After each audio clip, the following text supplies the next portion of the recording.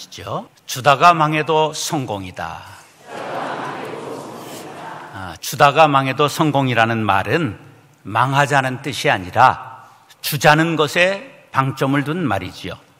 세상의 가치관은 성공은 많이 갖고 많이 배우고 높은 지위에 오른 것이라고 생각합니다.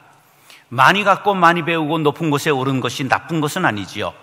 만인이 부러워할 일입니다. 그러나 성경적 가치관, 예수님의 가치관은 역설적입니다. 마태복음 7장 12절 말씀 시작.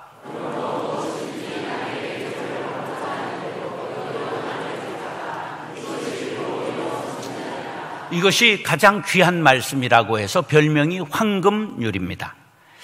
자, 마태복음 20장 26절 시작.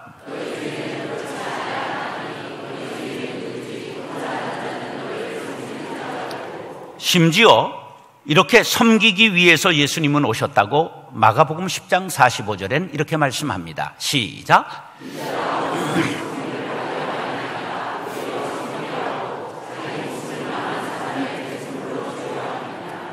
자, 이렇게 영적이고 그리고 우리가 정신적인 태도에 대해서는 이해가 간다고 해도 물질적으로까지 그럴 필요가 있겠나 생각하지요.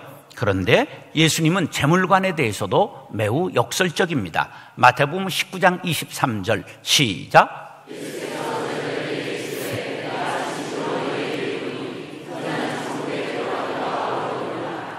오늘 본문에 아주 역설적 재물관의 대표적인 말씀이 이렇게 나옵니다. 주는 것이 받는 것보다 복이 있느니라. 할렐루야.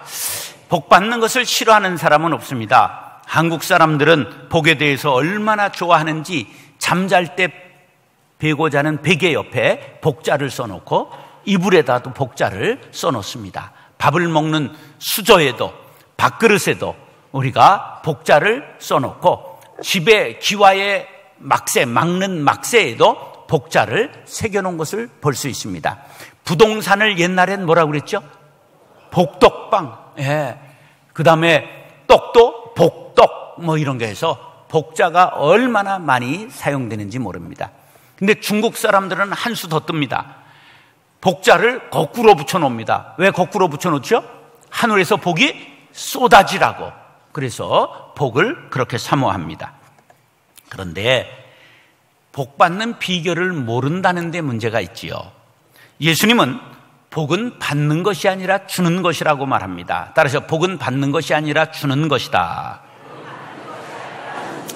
그래서 오늘 주는 것이 받는 것보다 복되도다. 이 말씀은 마태복음 8복에 이어서 이것이 9번째 복이라 해서 제9복이라고 별명이 붙어있는 말씀입니다. 우리 교회는 개척하면서부터 예산의 51%를 밖에 쓰겠습니다 선포했습니다. 결과적으로 우리 교회가 망했습니까? 흥했습니까? 흥했죠. 제가 신학을 공부할 때 장로교회 창시자 깔뱅의 재정관이 나왔는데 깜짝 놀랐습니다. 이렇게 십자가를 그어놓고 바깥으로 구제하고 선교하고 안으로 교회 운영하고 직원 살해하는데 재정을 나누는 것을 재정관 예로 설명하고 있습니다. 저것을 보면 절반은 어떻게 하라는 거예요? 밖으로 내보내라는 것입니다. 주식을 51% 가지고 있으면 회사의 오너가 되는 거지요. 우리가 밖으로 50% 이상을 흘려보내면 교회의 주인이 하나님이 되신다는 사실을 기억하시기 바랍니다. 세상에는 성공 같은 실패가 있고 실패 같은 성공이 있습니다. 민들레는 세계 어느 나라에 가든지 찾아볼 수 있는 대표적인 식물입니다. 얼마나 강하게 번식하는지 모릅니다. 그런데 민들레는 한 번도 씨를 모으는 적이 없습니다. 민들레는 언제나 씨를 날려보냅니다. 그렇기 때문에 세계를 정복하고 있는지도 모릅니다. 모으기만 하고 쌓기만 하면 일시적으로 성공할 수 있지만 그러나 조금만 지나면 자취가 사라져버리고 실패로 끝나게 되는 것입니다. 사랑하는 형제 자매 여러분, 성공은 버는 것, 쌓는 것이 아니라 주고 나누고 베푸는 것입니다. 주께서 말씀하신 대로 주는 교회, 베푸는 성도들이 될 수 있기를 예수님의 이름으로 축원합니다. 따라서 생명을 주어야 합니다. 사도 바울은 복음을 위해 사명에 살다 사명에 죽은 사람입니다. 부활하신 예수님을 다메섹 도상에서 만난 이후에 회심했습니다. 이후에 주 예수께 받은 복음을 전하는 일을 위해 목숨을 아끼지 않고 생명 바쳐 일했습니다. 인간의 한 생애를 생각해 볼 때 부모님의 헌신은 잊을 수가 없습니다. 특별히 목숨 걸고 자녀를 임신하고 출산하고 기르신 어머님의 은혜를 잊으면 인간이 아니지요. 여인이 아이를 10달 동안 배에 품고 사는 것, 이게 보통 어려운 일이 아닐 것입니다. 남자가 어찌 그 수고를 다 알 수 있겠습니까? 출산할 때의 고통은 인간의 고통 중 가장 큰 고통이라고 말합니다. 목숨을 걸고 출산하는 것이지요. 요즘에는 그저 의술이 발달해서 수술도 하고 대부분 사고가 잘 안 일어나지만 옛날에는 출산하다가 죽은 사례가 많이 있었습니다. 심지어는 그 고려의 왕비 누구죠? 노국공주가 출산하다가 죽었죠. 이런 일들이 일어나게 되는 것이죠. 목숨 걸고 아이를 낳는 것이지요. 공자께서 이렇게 말씀하셨지요. 신체에 발부는 수지 부모라, 불감 회상 효지 시하라. 신체와 머리카락 피부는 부모로부터 받은 것이니 감히 상하게 하지 않는 것이 효도의 시작이니라. 그런데 우리 예수님은 하나님의 아들로서 자신의 몸을 바쳐 온 인류를 구원하셨습니다. 인류의 제단 갈보리 언덕 십자가에서 자신의 살과 피를 찢으시며 흘리시며 우리를 구원하셨습니다. 그래서 누구든지 예수의 피를 믿는 자는 구원을 얻게 된 것입니다. 이 은혜를 깨달은 사도 바울은 자신의 생명을 주님께 바쳤던 것입니다. 24절로 27절 말씀 시작.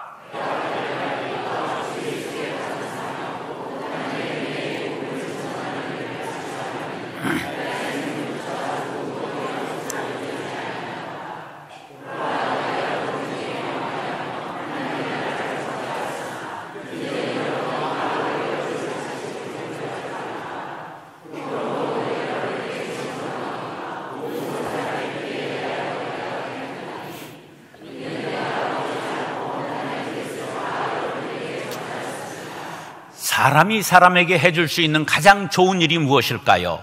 돈 주는 일, 밥 주는 일, 공부시켜주는 일, 일자리 주는 일, 좋은 책을 사주는 일, 말벗이 되어주는 일, 사랑을 주는 일 등등 많이 있습니다. 그러나 가장 귀한 일은 생명을 주는 일 아니겠습니까? 물에 빠진 아이를 구하고 자신이 죽는 사람 의인이라고 말합니다. 철길에서 다른 사람을 건지고 자신이 죽은 사람 의인이라고 말합니다. 불길 속에서 사람을 구하고 자신이 죽는 소방대원들 의인이라고 칭하지요.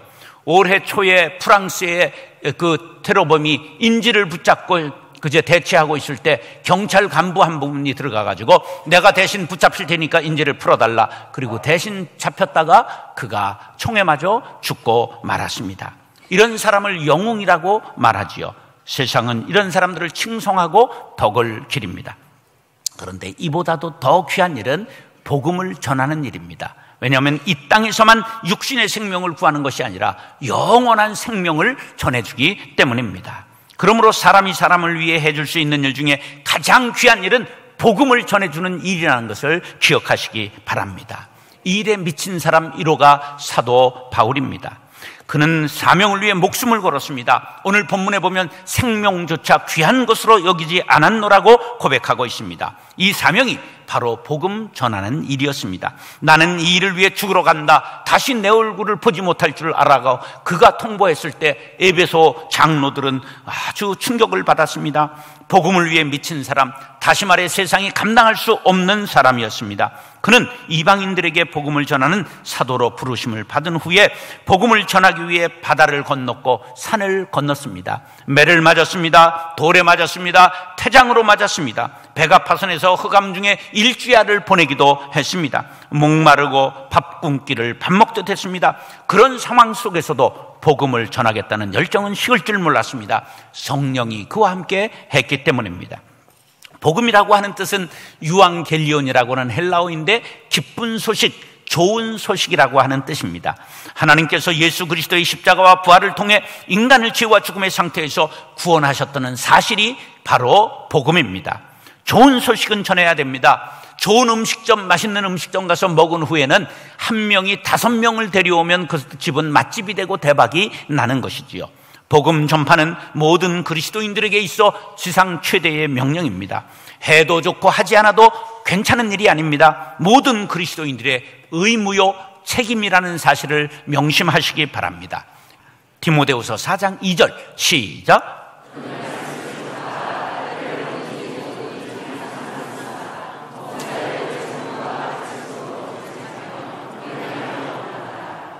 복음 전하는 일은 생명을 구하는 일이기 때문에 거듭난 그리스도인은 항상 힘써야 할 것입니다. 사랑하는 형제 자매 여러분, 복음을 전해주고 생명을 구하는 일에 헌신하는 우리 모두가 될 수 있기를 예수님의 이름으로 축원합니다. 따라서 모범을 보여야 합니다.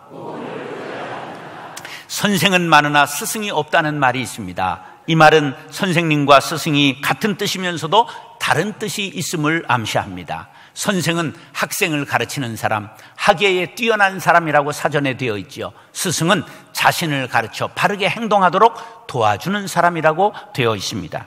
가르친다는 점에서는 같으나 바르게 행동하도록 모범이 된다는 점에서 차이가 났다고 하겠습니다. 본문에서 사도 바울은 범사에 모범을 보인 스승입니다. 28절로 35절 상반절 시작.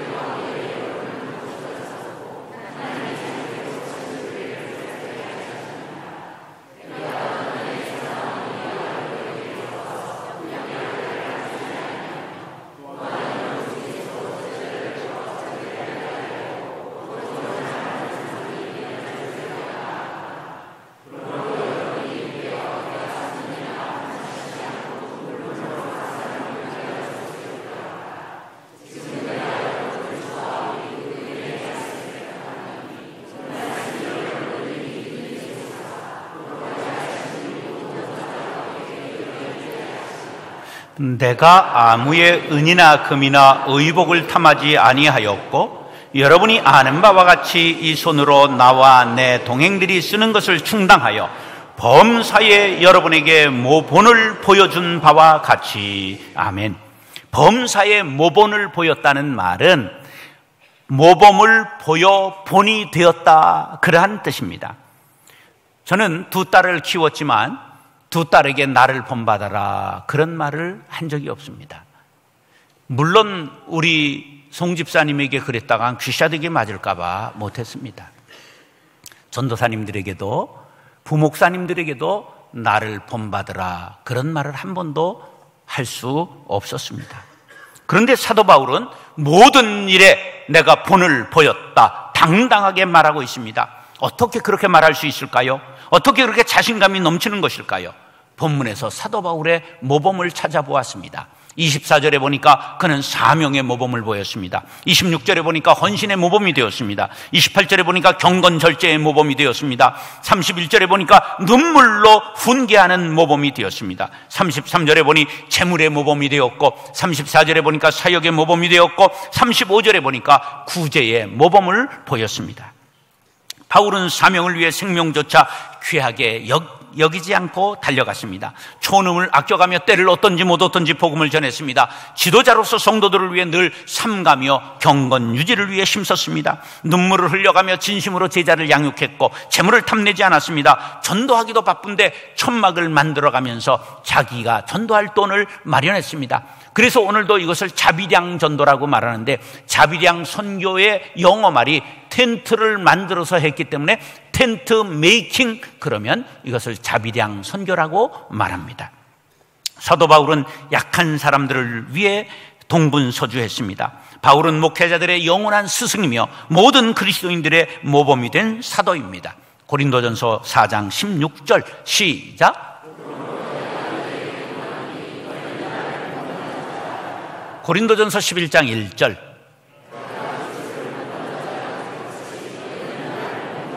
빌립보서 3장 17절.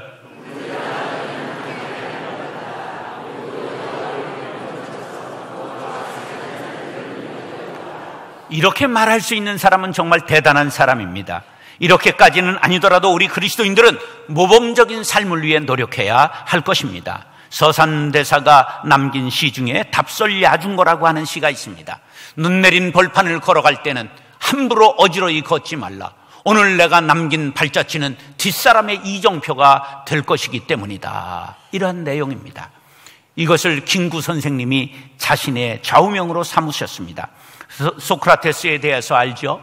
그가 사형 판결을 받았을 때 많은 친구들, 부자 친구들이 있었습니다. 근데 그땐 감옥이 허술했기 때문에 그저 감옥 간수에게 돈 주고 얼마든지 사람을 도망칠 수 있게 할 수 있었답니다. 그래서 권했지만 악법도 법이다, 그렇게 말하면서 그가 독약을 받고 죽었습니다. 법을 지켜야 한다고 하는 것이죠. 그래서 그는 인류의 등불이 된 것입니다. 우리 주님은 이렇게 모범을 보이셨습니다. 요한복음 13장 14절 15절 시작.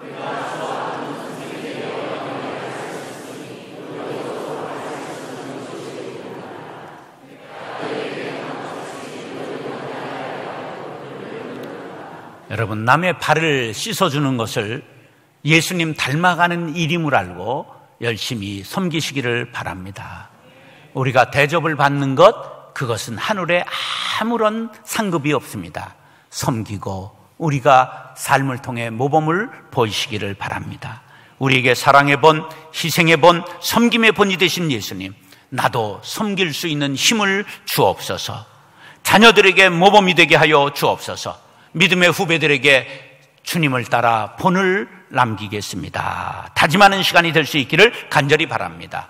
사랑하는 형제 자매 여러분, 예수님을 본받아 사도 바울의 모범을 본받아 나도 자녀들에게, 형제들에게, 이웃에게 모범을 보여주는 삶을 살겠습니다. 다짐하는 시간이 될 수 있기를 예수님의 이름으로 축원합니다.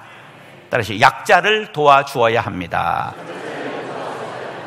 세상에는 악인도 많이 있지만 선한 사람도 찾아보면 많이 있습니다. 가수 션 알지요? 16살 때 가출을 했대요. 그래가지고 아주 어려운 삶을 살았지만 대중음악인으로 성공하게 되었습니다. 그가 예수를 만난 행복을 기부를 통해서 전하기를 원해서 나누기에 힘썼습니다. 그런데 아름다운 여인 탤런트 정혜영 씨와 만나 결혼하게 되었는데 그들이 결혼하면서 매월 10,000원씩 모아 이웃과 매일 하루에 10,000원씩 모아 이웃과 나누자고 그들이 작정을 했습니다. 그리고 그것이 쌓이고 쌓여서 지금은 지구촌에서 900명의 아이들을 입양해서 도와주는 사람이 되어 기부천사라고 그렇게 별명을 얻게 되었습니다. 우리 교회도 한번 모셨었죠. 네, 우리는 어떤 삶을 살아야 하는가 하는 것을 생각해 보게 합니다. 이런 분들의 이야기는 끝도 없습니다. 성경은 우리에게 이와 같이 말씀하지요. 35절 하반절 시작.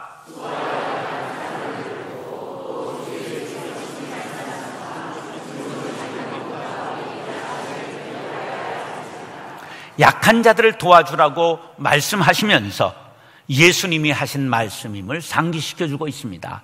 여러분, 성경에 보면 그 빨간 글씨로 되어 있는 것 보이십니까? 네, 빨간 글씨로 되어 있는 성경 있지요? 그게 무슨 뜻이에요? 예수님의 말씀이다, 직접 하신 말씀이다, 그러한 뜻입니다. 우리 다 같이 한번 외쳐보겠습니다. 시작. 주는 것이 받는 것보다 복이 있다. 이것이 우리 교회를 이루고 있는 바탕에 있는 정신이라고 하는 것을 여러분들 기억하시기 바랍니다. 남에게 주는 것은 내 주머니에서 사라지는 것인데 어떻게 복이 될 수 있을까? 성경이 우리에게 이렇게 답을 주고 있습니다. 시편 68편 5절 말씀 시작.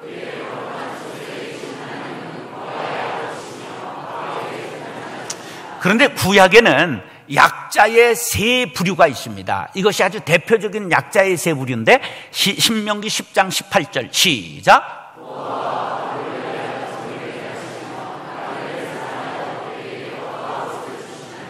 하나님께서 이들을 얼마나 각별히 신경 쓰시며 챙기라고 부탁하셨는가? 신명기 24장 19절에 이렇게 나와 있습니다. 시작.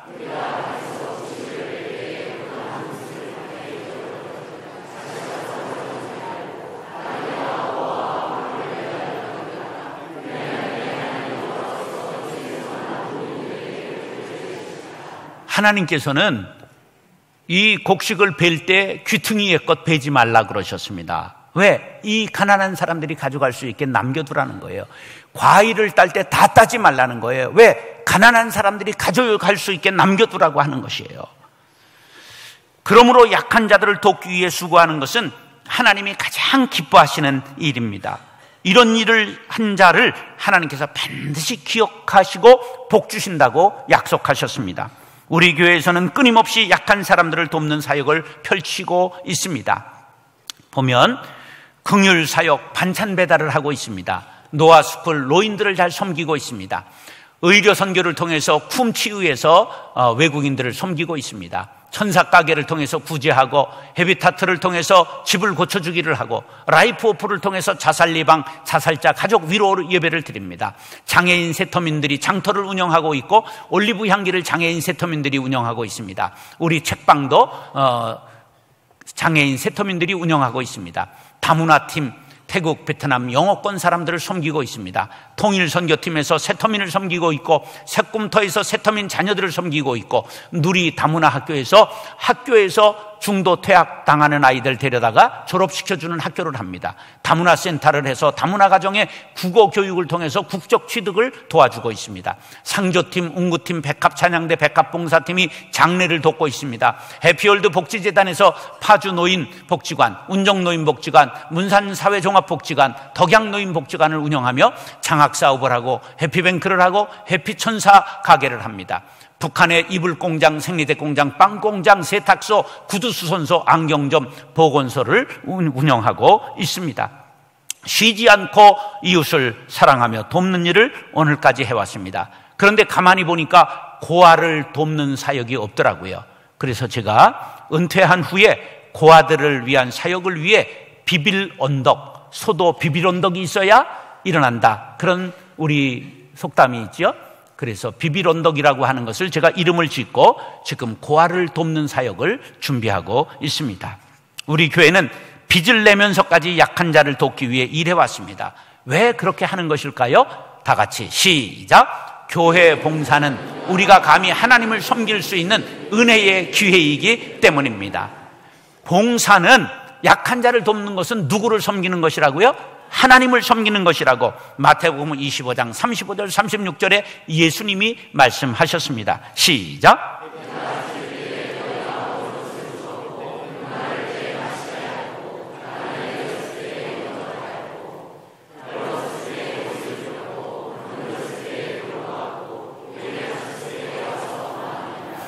약한 사람들께 한 것이 예수님께 한 것이요 하나님께 한 것이라고 하는 놀라운 말씀입니다. 세상 사람들은 강한 사람을 따르고 약한 자를 외면합니다. 그러나 예수님은 약한 자에 대한 의무와 책임을 우리에게 가르쳐 주셨습니다. 목마른 사람에게 생수를 공급해라, 나그네들에게 안식처를 제공해라, 헐벗은 사람에게 옷을 입혀라, 줄인 자를 먹여줘라, 병든 자를 돌보아라, 갇힌 자를 위로하라, 우리에게 맡겨놓으신 사명인 줄로 믿습니다.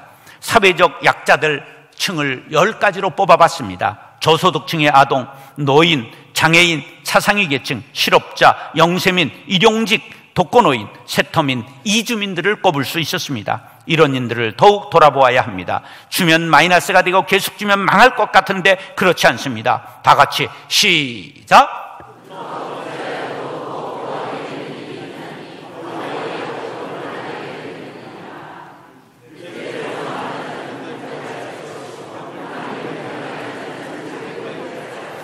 샘물의 이치를 생각해 보시기 바랍니다. 물을 퍼내고 퍼내도 또 나옵니다. 그런데 퍼내지 않으면 썩고 물이 마른다는 놀라운 사실입니다. 영적인 부의 법칙은 주는 데 있습니다. 누가복음 6장 38절 결론입니다. 시작!